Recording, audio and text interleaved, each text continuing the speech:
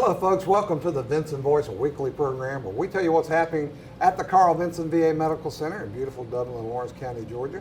I'm your host, Dr. Frank Jordan, and today we're not actually at the VA in Dublin, Georgia. We're out on location at the former Crossroads Alternative School, and we're covering our VA police folks who are doing some very important training in how to do, well, the Major will tell us. This is Major Charles Abrake, and Major, welcome to the show. Thank you.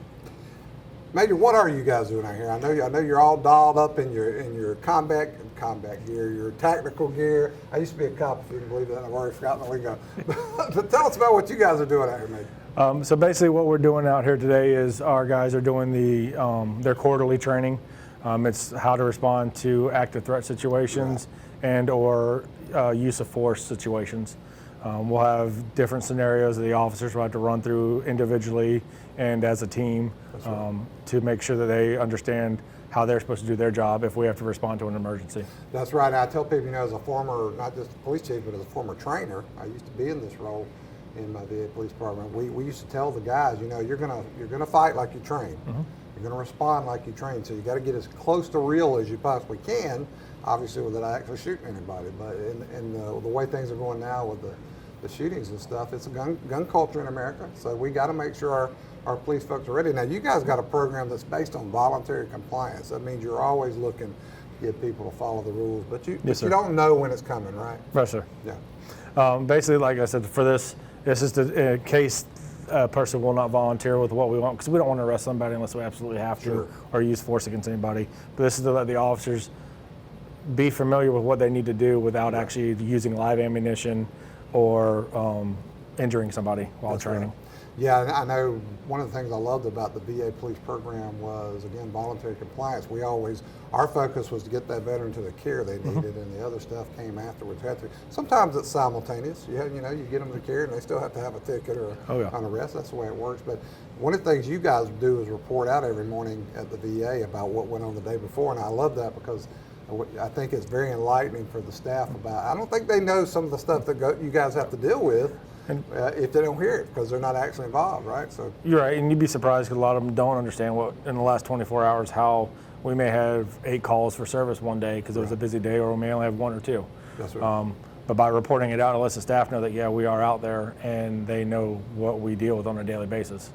Yeah, now I know you guys. When I was chief, I retained title as the training officer, because I really wanted to emphasize to the guys how important training was. But now you guys are nicely diversified. I know you got FTO, and I think you got some subordinate FTOs, and I mean, all you guys are really involved in the training aspect now, right? So currently, I oversee the operations and training portion of the VA Police here in Dublin.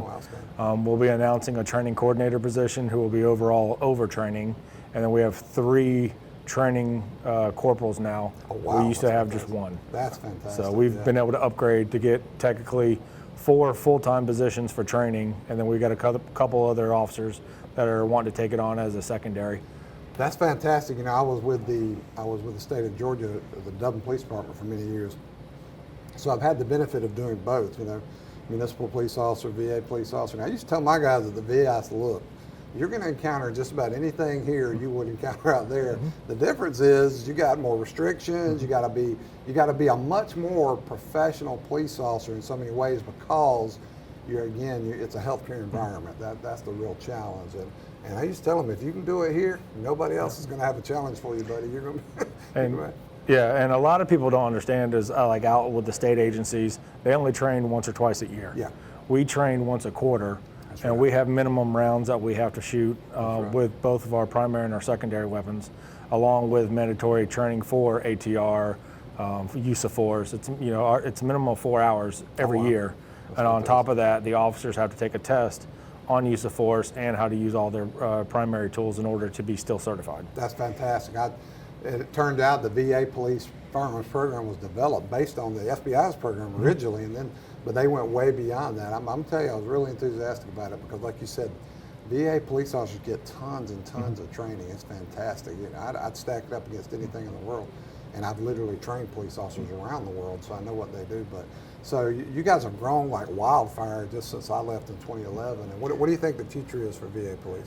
Hopefully, there's a lot of changes coming in October 1st. There's talk of our going to body cameras. Oh, wow. Okay. There's talk of implementing another secondary weapon, tasers. Man, that's fantastic. And then there's also talk of us finally being able to take our firearms home. That's there you go. See, it's just, it was cool. You know, I got into it 20 years ago, and it's just been fantastic watching the VA Police grow as an agency. You know, most agencies kind of started organically back in the day in the 19th century, really, and they kind of cobbled it together as they went. But one of the cool things about the VA Police is watching. They literally, 1974, I think it was, or maybe it was 72. I'm getting old. But they literally wrote their own program, how we want to be a police agency. A 1 week academy, yeah, and now it's a 10-week academy. That's right. When I went, it was 5. Now it's 10. It's just fantastic what you guys are doing, and you got all kinds of simulation stuff, and it's great to watch you guys work. I mean, y'all do fantastic work, and I tell people, you know, it's hard to be the cop on the beat, but you guys do it really well. So today you're going to take your guys through. You're doing firearms training. I know I think you're using the pellets, little soft pellet. We're using airsoft guns. I do want to thank the school board. They're the one letting us use the building. That's right. While it's unoccupied, and until we get our equipment, they're letting us use their equipment also. So it's pretty much, I'll take this one. It simulates everything that our officers carry. This is actually a Glock. It's not what we carry, but it's the weight and the realistic of it. It's a CO2 cartridge with pellets.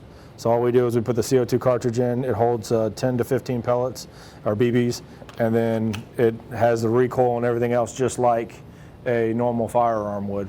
So it gives the officers a realistic training when it comes to they're going to have to reload. They could have weapons malfunctions. Right. You know, anything that they're going to encounter in real life, it could happen with these training devices. You know, that's as close as you can get to real right there, I think.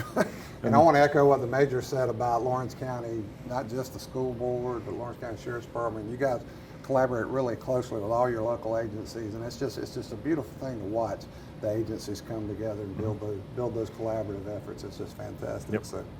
And they got all the safety gear that they have to wear too, That's right. as far as the mask, so there's no injuries. These are the BBs that are for each of the weapons. And we're going to give the officers 8 different scenarios to play with and just see how they react. And I'd rather them have issues here during training than in the real world. That's right. We used to tell them the more you bleed in the gym, the less you bleed in the street. That's what we want. And you know, these things, you almost want to put these on. I think producer Kevin Gibson was just desperate to put one on, so I think you guys are going to let him do that. I'll make sure he's in there. That's fantastic. Major, I want to thank you for your time. No problem. I want to commend you and all the law enforcement officers across this great nation and their support staff, and certainly right here in Dublin, Lawrence County for everything you guys do, and our Carl Vinson VA Medical Center Police Service.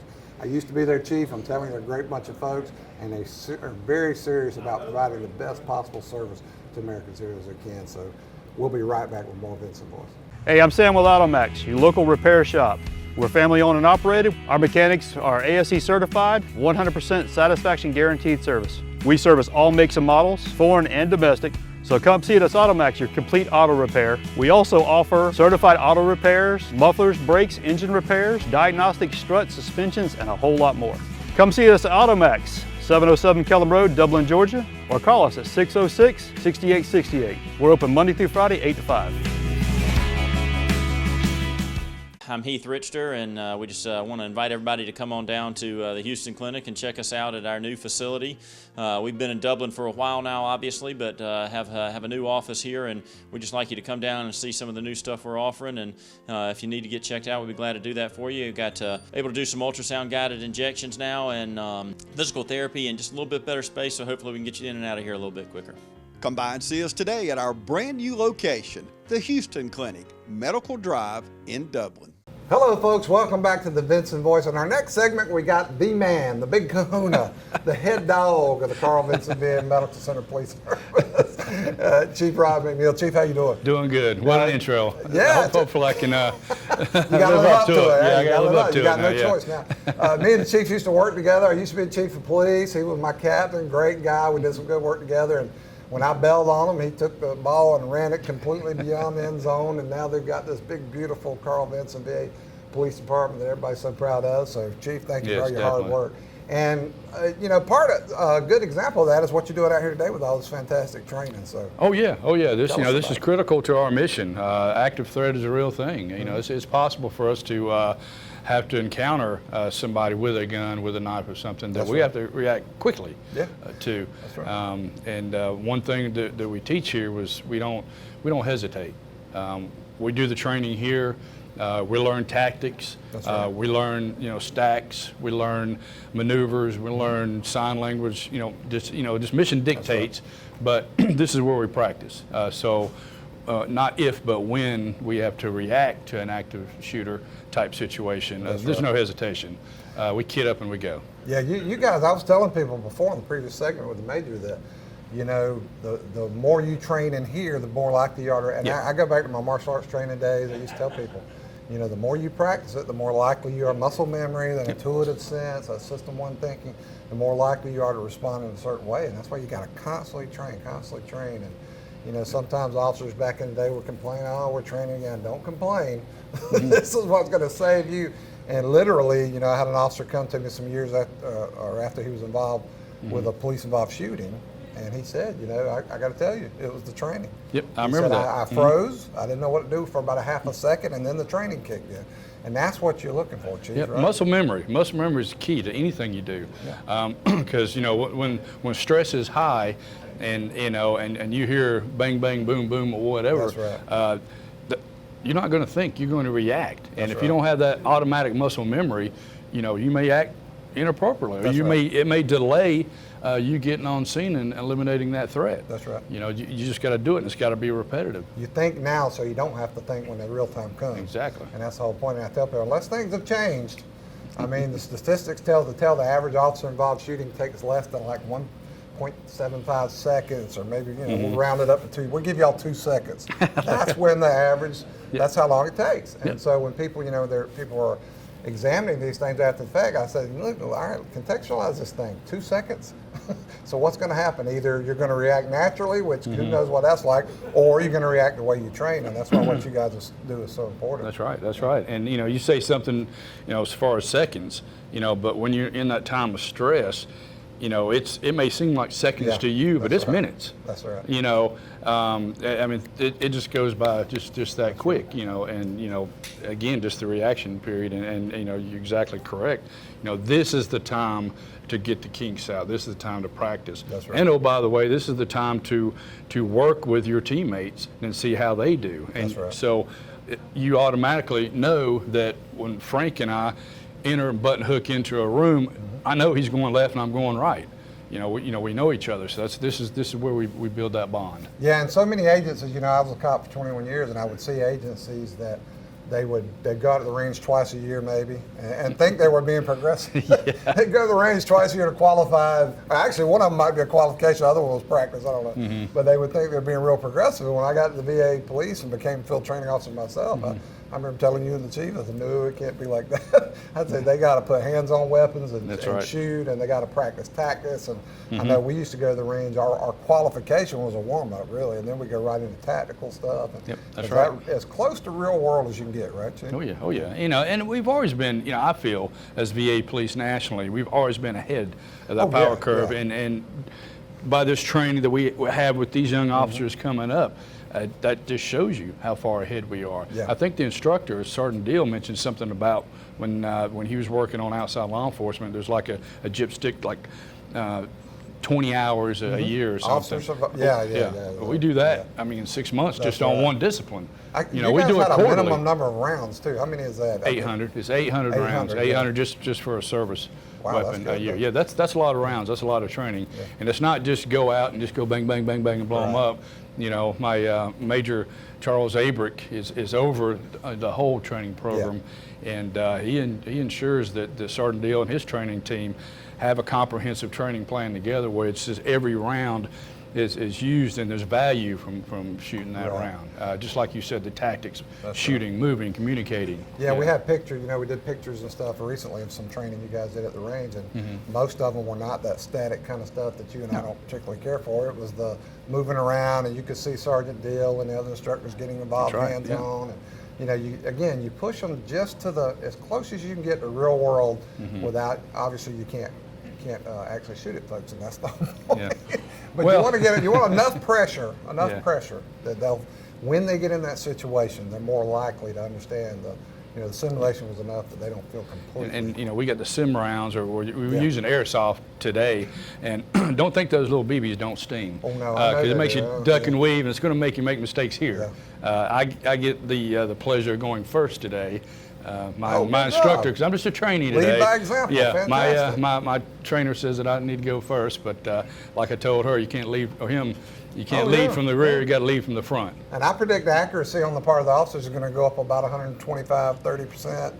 You're Sure. the chief's the target. I mean, I would think Oh, they yeah. get a little bit. Yeah. Katie's he's already been talking some junk to me, so Yeah. I know it's coming. Oh, That's okay. yeah, and talk But Charles is about- over here off camera just smirking because he's going to be Because in he on wants it. to be the first one to pop it, yeah. I thought, those simulation rounds, Chief, I got hit with one of those. I went to Georgia Public Safety Training Center, which I know you guys are affiliated with a lot. Mm-hmm. But I went there for officer survival training, and we went through, and they used the simulations, and they were fairly new back then.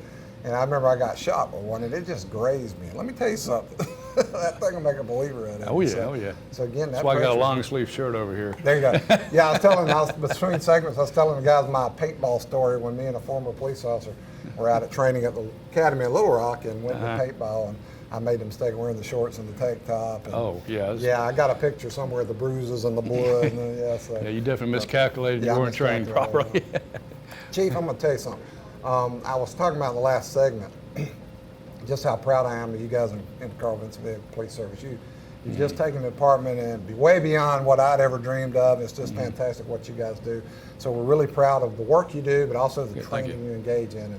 And I tell people, if you've never done the job, folks, I can't describe it in a way. No author or no movie could describe it in a way for you to fully understand what it's about. That's right. It's every day, all day, hopefully for a long career, where you're making those serious decisions that affect people's lives. And we can't ask for perfection from our police, but they try. They try to get as close to it as they right. possibly can. So, and the chief and his training crew at Carl Vinson are definitely leading the way on that. And again, we want to thank our county and city folks for Yes. joining us in and making it a collaborative effort. So, Yes. Chief, hopefully you won't get shot too bad here in a minute. Well, I wouldn't bank on it. But That's keep okay. smiling if you do, okay? I will. Thank you very much. Not going to see me cry. No, we won't. Folks, we'll be right back with more Vinson Voice. It's that time of year when we come together to support our teams. And our team here at Dublin Chevy Buick GMC is here to support you. Down here at Dublin Chevrolet, where we're putting dreams in driveways. Go! Let's get out there! Whether it's helping you with your next purchase or just servicing your current vehicle. Yes, Miss Thomas, we've got your Traverse booked for next week. North and south! And remember, support your local team. You know the rest.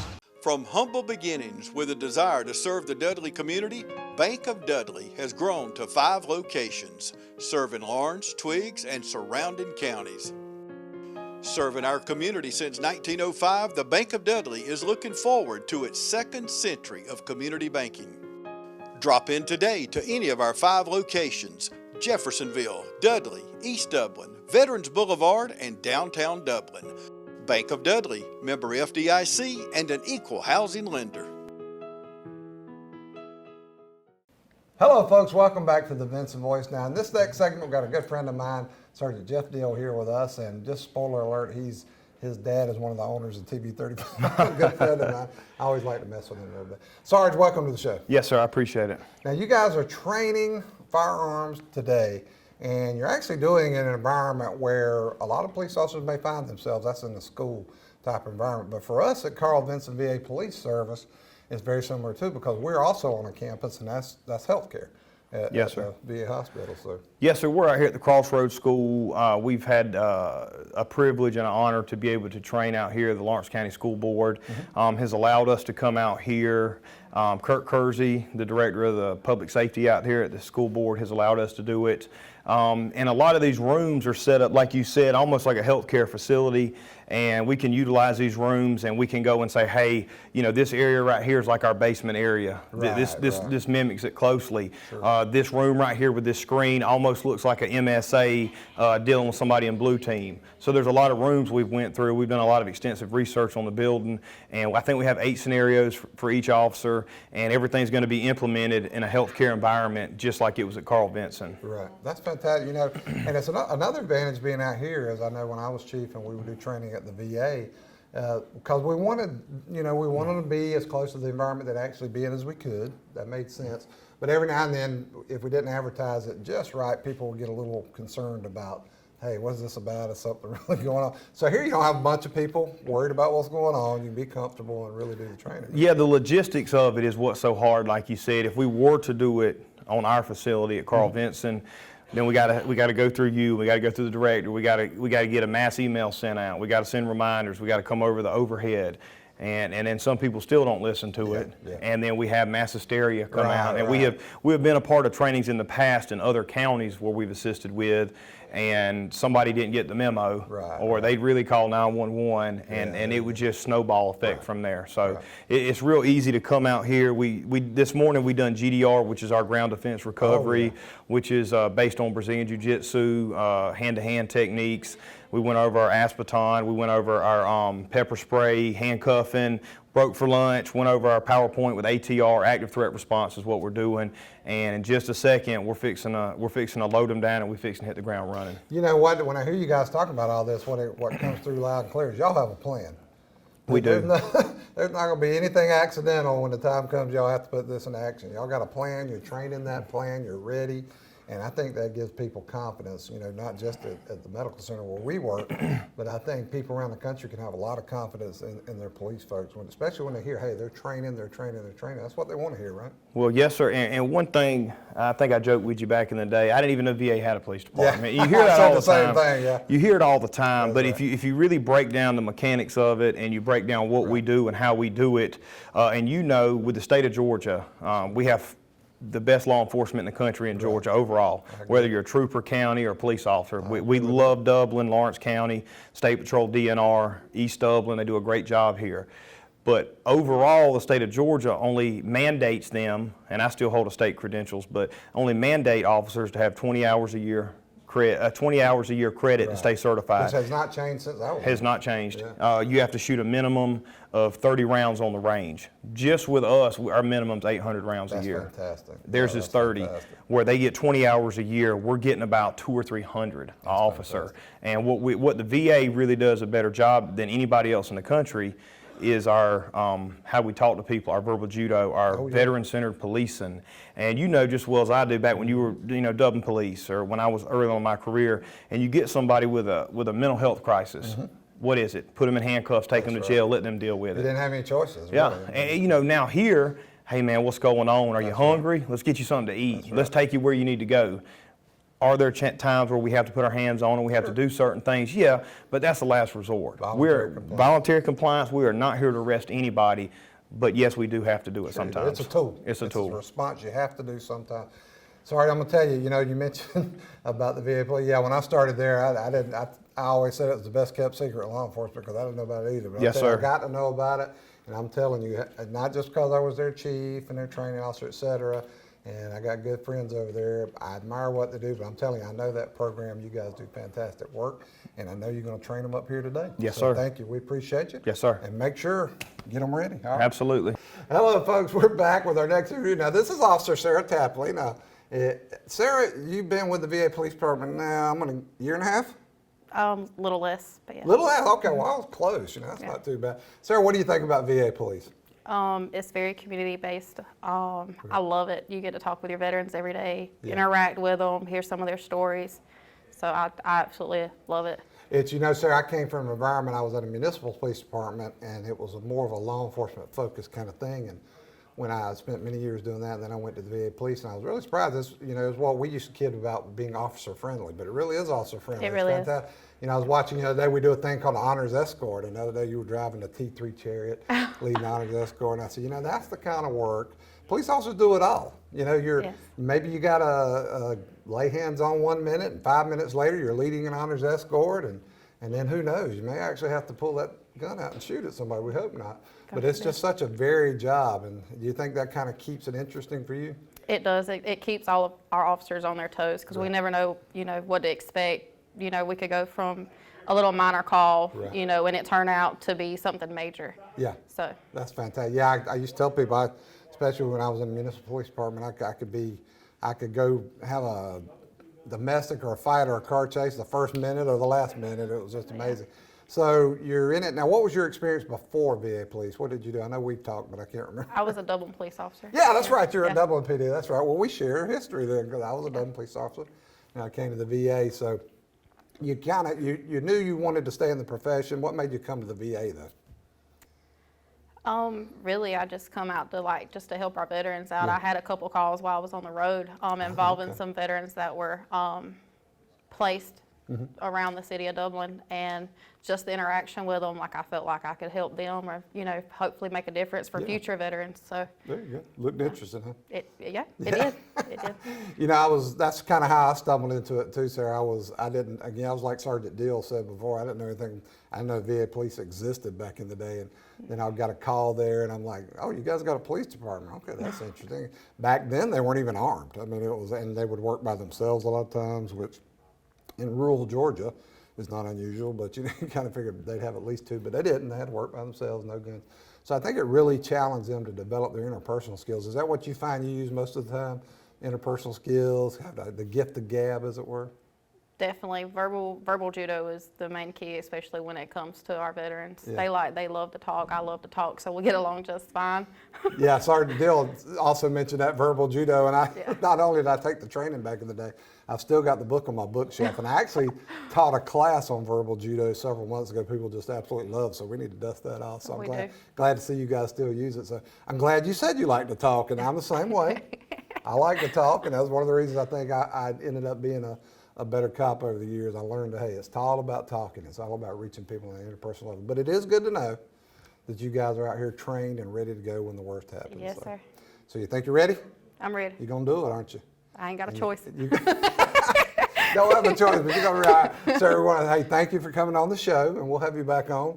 And thank you for everything you and the guys do at the police department. You know, Carl Vinson VA Medical Center Police Service, best police service in the world as far as I'm concerned.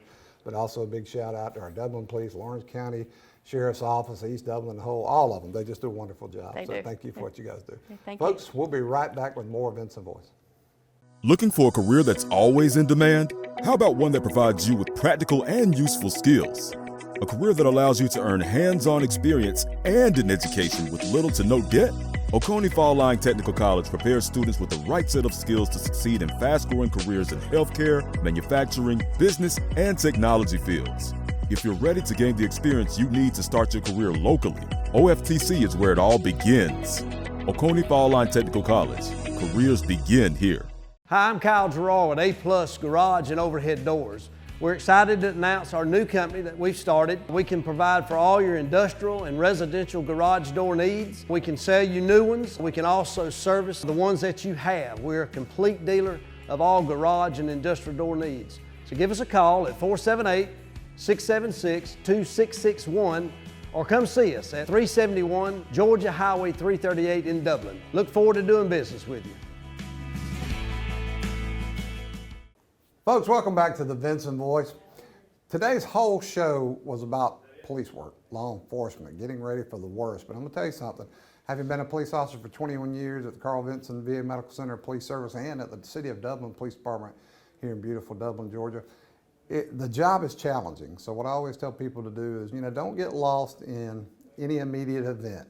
Think about the job these folks have to do every day, and let's keep supporting them. Let's realize that they're there 24/7, 365 when the rest of us are home watching TV or nestled in our bed sleeping. Remember, we got folks out there looking out for us. So let's support our law enforcement folks, our police folks around the country. Also, don't forget to get on Facebook. Go on Facebook and look up Dublin VA Medical Center. Now, like the page and then share what you see. And I'll tell you why. It's a patriotic act. Here's why.